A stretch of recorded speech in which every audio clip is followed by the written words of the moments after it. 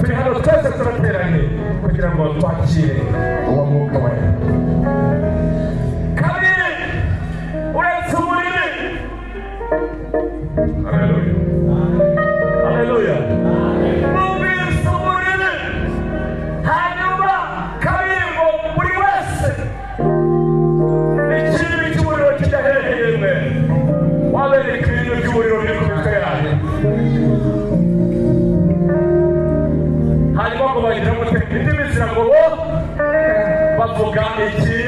Bavuga indimi sha. Bari mu murwa bose baravuga bati iki? Bari abantu basinzira. Petero arahagarara arababwira ngo ntabwo iyi ni isaha ya kangahe? Ya saa 3. Ntabwo twagoye ahubwo ibi ngibi byavuzwe n'umuhanuzi Yoweli asubira muri uwo muhanuzi. Arangiza arababwira ngo bishe mukamubamba yuko zibiri ureba waninde itukomera amashyi kuko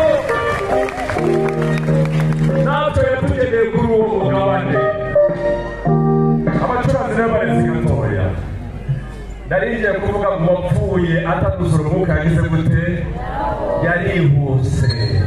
Uriho rero, isezerano ni iryacu n'abana bacu n'abazadukomokaho bose, aboroheje n'abaciye bugufi, abambaye iniforume n'abatazi, abambaye imisaraba n'abatayambaye, abagufi n'inzobe, abatunze basakiwe.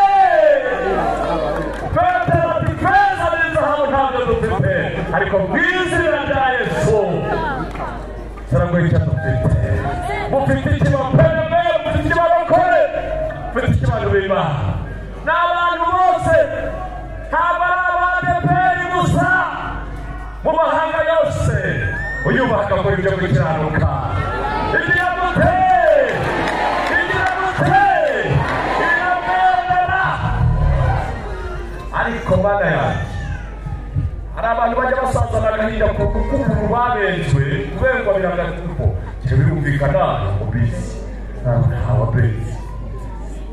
Ariko niba hari ikintu kibaho kibi ni akadobo.